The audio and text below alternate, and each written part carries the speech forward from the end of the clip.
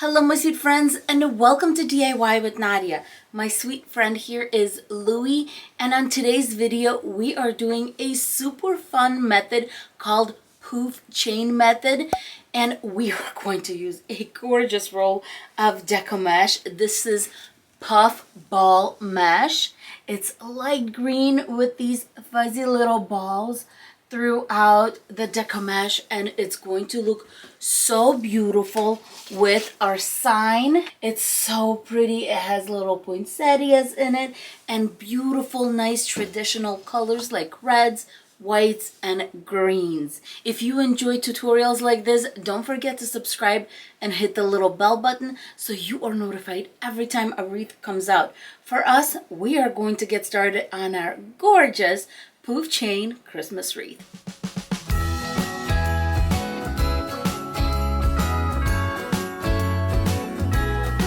For our supplies, we're going to start with this beautiful puff ball mesh, and this one is actually 10.5 inches by 10 yards, which is kind of nice. We got an extra little ½ inch to fill in. For the ribbon, I'm going to be using this beautiful wired poinsettia ribbon. It's 1.5 inches. Then this gorgeous red ribbon. It is wired and it has kind of like lacing on the edge. So stunning. Then my usual 1.5 wired white ribbon. Then I have some sparkly leftover mesh ribbon. It's this beautiful light green that's going to work really well with the sign because we have light green in the greenery. And so speaking of that, here is the sign that we're going to use. We're also going to need some pipe cleaners. For the base of the wreath, I'm going to be using the 14-inch metal wreath form from the Dollar Tree. I highly recommend that you get this one because with this method, you need the 4 rings and you need this particular size. This is the most common wreath base that Dollar Tree carries, so I hope you have one on hand. I got my 10 pipe cleaners. I made sure that they were even on the ends, and I'm going to cut them into 4-inch strips. Measure 4 inches off and bend.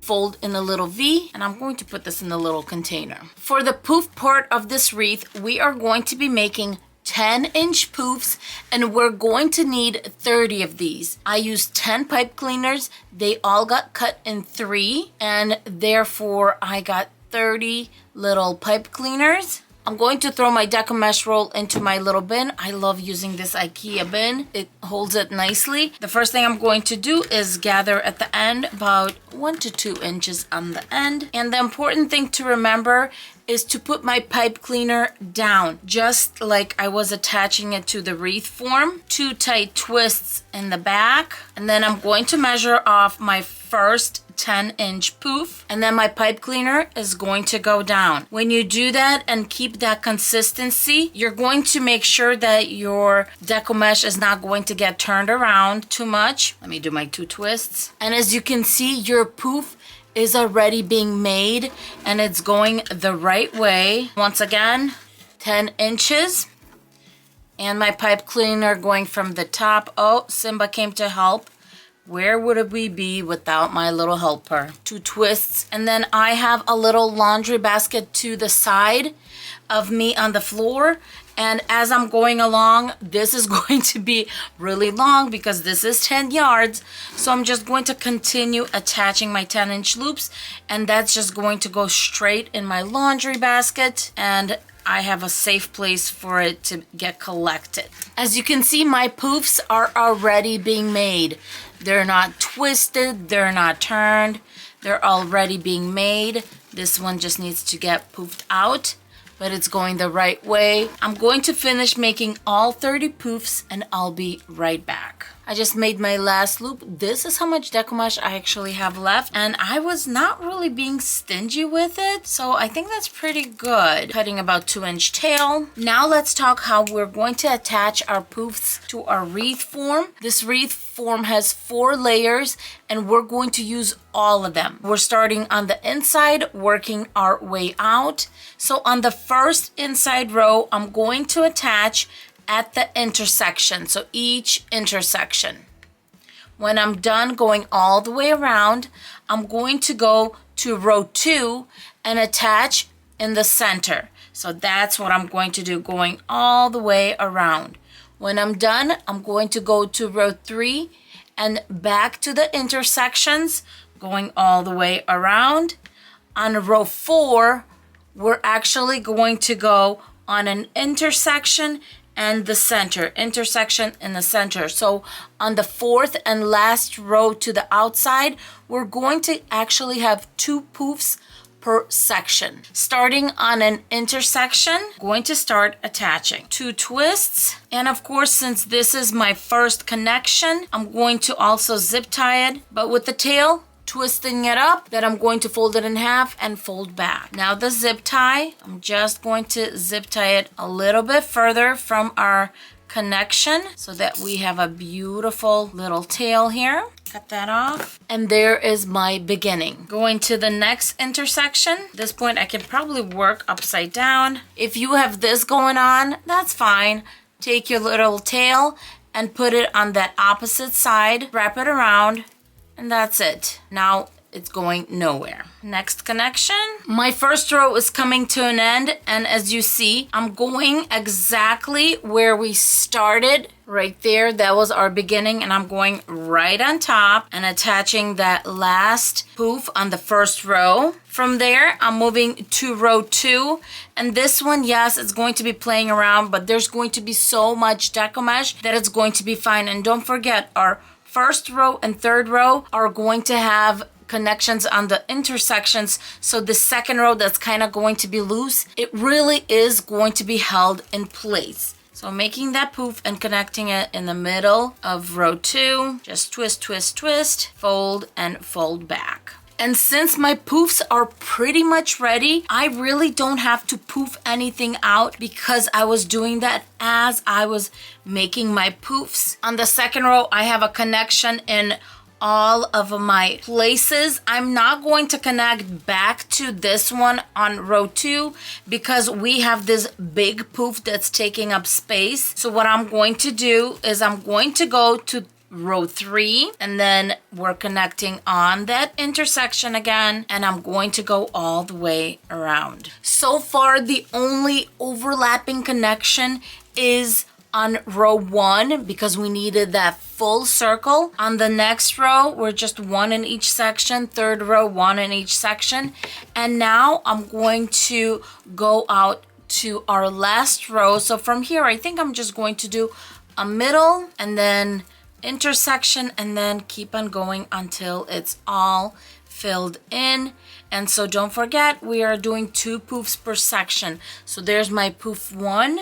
And poof 2 is going to be the intersection. And since this can play around, don't forget, give it your twists and then twist it around the opposite side of your intersection. So I'm going to go on this side and just lock it in. That way it's going to go nowhere. I'm on my last loop. As you can see, I have an attachment here, here. And so intersection is the last attachment. As an extra step, yes, I am going to grab a zip tie and make sure that tail is securely locked in. And just take a look at the fullness of this absolutely beautiful wreath. The next thing you want to do is just work with the wreath. The outside row will tend to go back.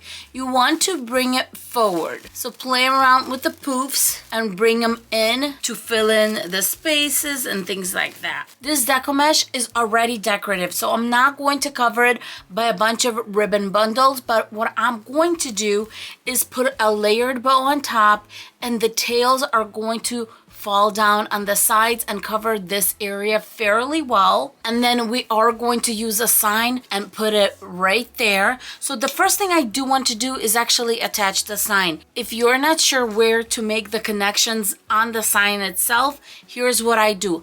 I put on my wreath exactly where I want it to be, hold it down, flip, and then you are going to be able to see where you want those connections to be. I'm going to mark at the bottom just a little line, and then I do want to pull this sign up a little bit.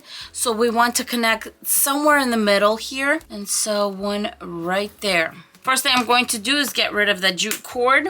I marked exactly where my sign is going to get attached, and you can attach it with whatever you want. I use just scraps of felt. And of course my pipe cleaners, we're going to fold them in half, make a little flat space at the bottom. Some hot glue, pipe cleaner right on top, hot glue above and below that center line, and our felt piece right on top.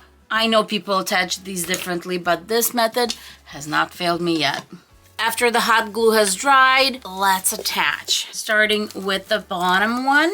As always, I do one twist. First time I'm trying a sign on, and then when I'm sure that it's in the right place, I'm going to come back and attach it permanently. I actually would like the sign to be a little lower. I finally got the sign towards the bottom because I needed to make room for our bow. To make the bow, I am going to be using the bow maker, and I'm going to put 2 dowels in this center row, in this middle one, and the one closest to me. The first ribbon I'm going to use is the white one, and this is where I'm going to measure my tails. I can always cut them short, so I do like to start with longer tails, and I'm just going to place it right there in my bow maker. Well, this ribbon does look like it's two-sided. It's really not. We have a shiny side and a matte side, so therefore every time we go through the middle, we are going to twist. We're going to decide how big we want our bow to be. I decided on 5.5 inches for my bow loops. 5.5 on one side, 5.5 on the other side. And as I said, every time I go through the center, we are going to twist. I'm going to do 4 loops of this ribbon and twist. This time I'm going to have all my tails going down. Measure that and cut it off.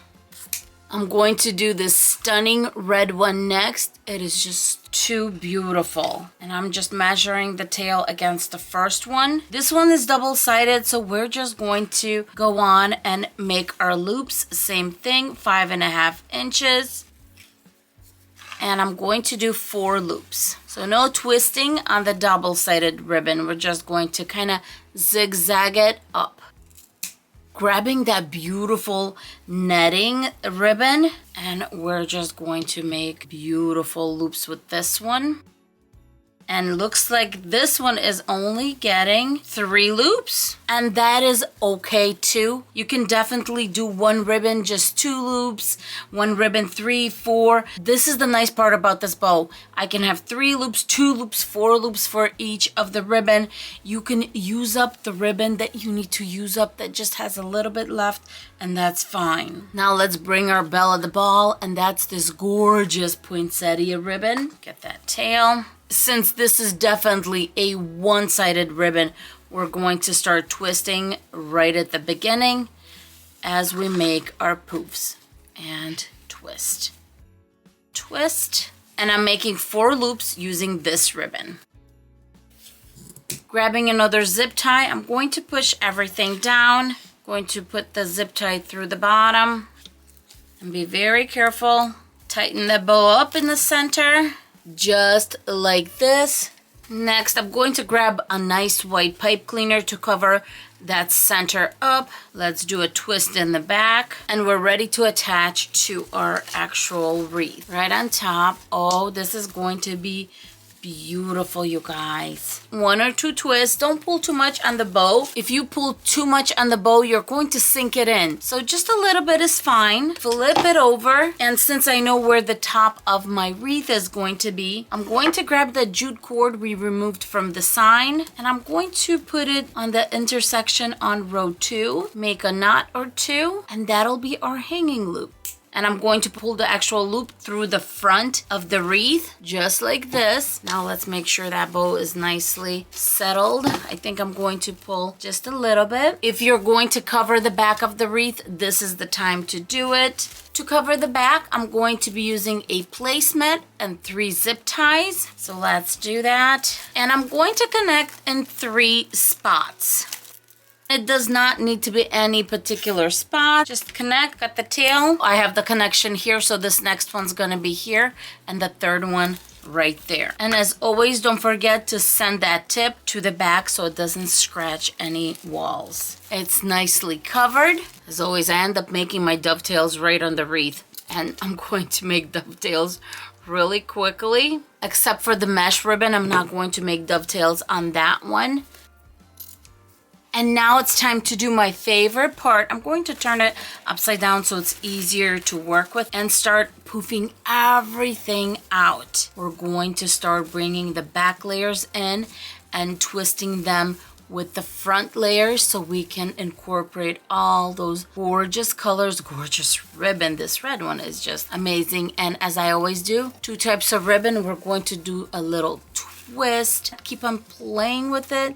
The more you play with it, the more it will make sense to you. This is going to be a beautiful full bow. Let's send some of these loops to the back. I'm still going to be playing with the bow, but I do want to make sure that my tails are in the right place. So that is what I'm doing right now. This was such a easy and fun wreath to make. I think it's gorgeous. We can still see lots of deco mesh, but in a good way because it's decorative deco mesh. This Poof Chain Christmas wreath is all done, and I think it turned out absolutely beautiful.